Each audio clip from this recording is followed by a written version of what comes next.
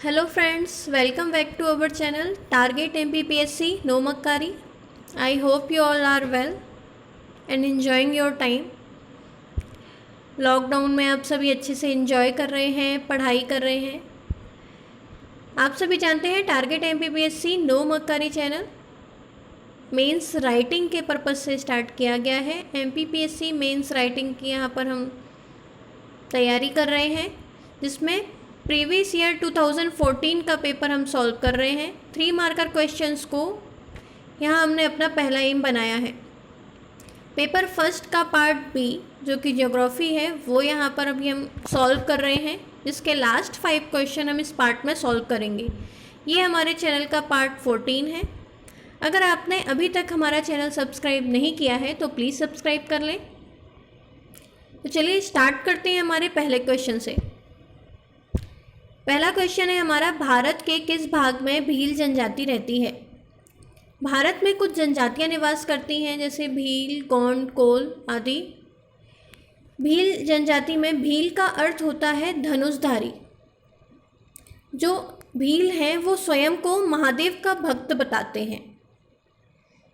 ये सामान्यतः कृषक होते हैं और इनके द्वारा की जाने वाली कृषि को छिमाता कहा जाता है। ये गोल गधेड़ों उत्सव मनाते हैं। ये और भी कुछ पर्व मनाते हैं, जैसे भगोरिया, जात्रा, चलवाड़ी। इनकी कुछ उपजातियां भी होती हैं। भीलों की उपजातियों में बरेला, भिलाला, पटेलिया आदि जो है वो भील की उपजातियां हैं। भीलों के कुछ प्रमुख नृत्य भी होते हैं, जैसे भगोरिया, घूमर, गौरी, डोहा आदि इनके कुछ प्रमुख नृत्य होते हैं। भील जनजाति भारत में मुख्यतया कहाँ निवास करती है? तो ये मध्य प्रदेश, राजस्थान, गुजरात, महाराष्ट्र, छत्तीसगढ़ यहाँ निवास करती है। मध्य प्रदेश की सबसे बड़ी और राजस्थान की दूसरी सबसे बड़ी जनजाति भील है।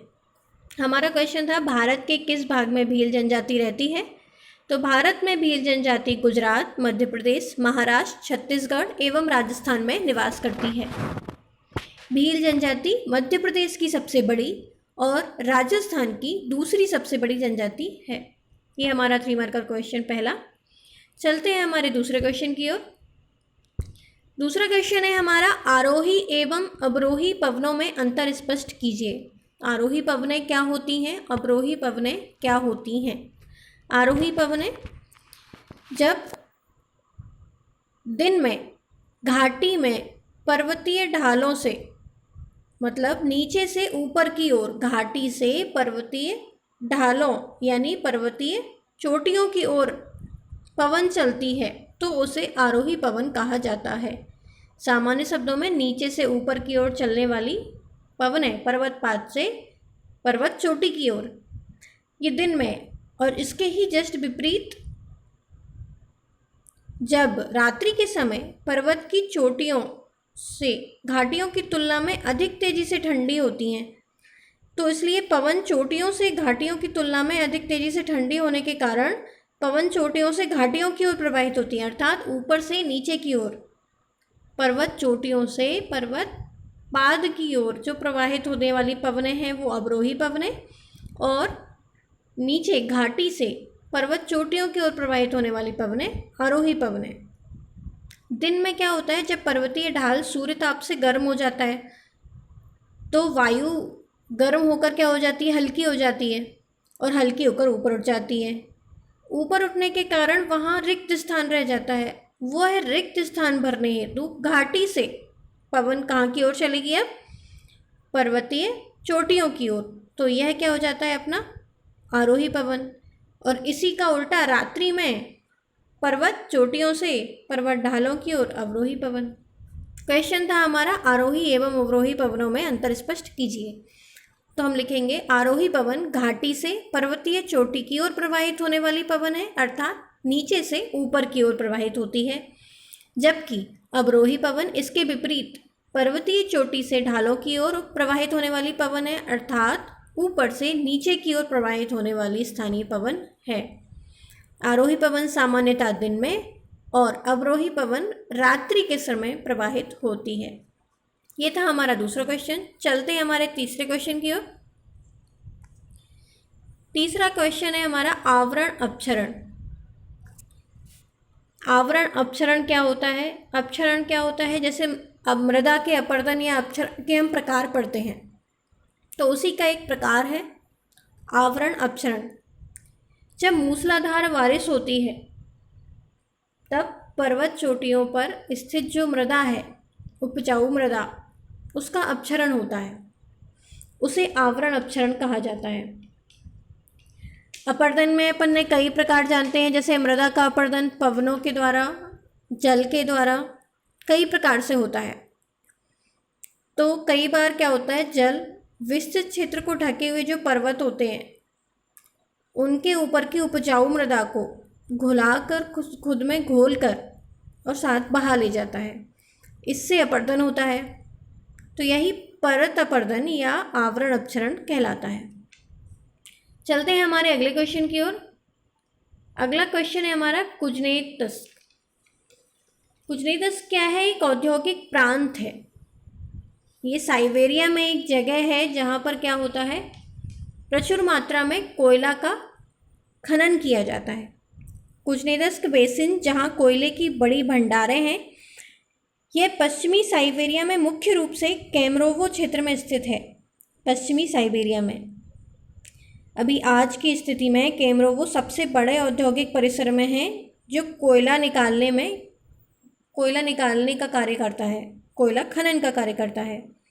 प्रतिवर्ष 200 से अधिक मिलियन टन गहराई से कोयला निकालने का कार्य यहाँ पे किया जाता है। तो 3 मार्कर क्वेश्चन में हम कैसे लिखेंगे? कुजनेतस्क औद्योगिक प्रांत है, प्रचुर मात्रा में कोयला की उपलब्धता है यहाँ पर, और लौह अयस्क का आपूर्ति क्षेत्र भी यह है। चलते हैं हमारे अगले क्वेश्चन की ओर। अगला क्वेश्चन है हमारा विपत्ति एवं आपदा में अंतर स्पष्ट कीजिए। तो विपत्ति एवं आपदा क्या होती हैं? विपत्ति क्या होती है? जब प्राकृतिक अथवा मानव निर्मित कारणों से उत्पन्न वे चरम घटनाएं विपत्ति कहलाती हैं, जो किसी भी सहन शक्ति की सीमा को पार कर जाती हैं, तो वह विपत्ति कहलाती हैं। जैसे कोई अनिष्ट घटना उत्पन्न होती है, ऐसी स्थिति में बड़ी हानि होती है, तो वो विपत्ति कहलाती है। और यही विपत्ति जब मानव आवास में संपन्न होती है तो यह आपदा कहलाती है। अर्थात प्राकृतिक अथवा मानव जनित कारणों से उत्पन्न वे घटनाएं विपत्ति हैं, जो क्या कर रही हैं, सहन शक्ति की सीमा को भी पार कर जाती हैं। और आपदाएं वे कहलाएंगी जो पर्यावरणीय प्रकोपों या विपत्ति का परिणाम होती हैं। जब प्रकोप मानव आवासित क्षेत्र में आता है तब यह आपदा का रूप ले लेती हैं, जैसे चक्रवात, सुनामी, भूस्खलन, ये सब आपदाएं हैं। आपदा शब्द की उत्पत्ति फ्रेंच शब्द से हुई है। फ्रेंच में होता है, इसको 2 शब्द हैं फ्रेंच में, डिजास्टर से में डस जिसका अर्थ है अशुभ, और अस्टर जिसका अर्थ है सितारा। इसका संपूर्ण अर्थ है अशुभ सितारा, डिजास्टर।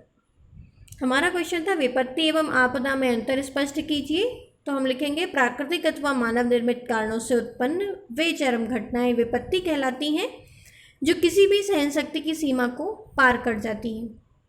और आपदाएं पर्यावरणीय प्रकोपों या विपत्ति का परिणाम होती हैं। जब प्रकोप मानव आवासित क्षेत्र में आता है तब यह आपदा का रूप ले लेती हैं। आपदा में उदाहरण जैसे चक्रवात, सुनामी या सूखा।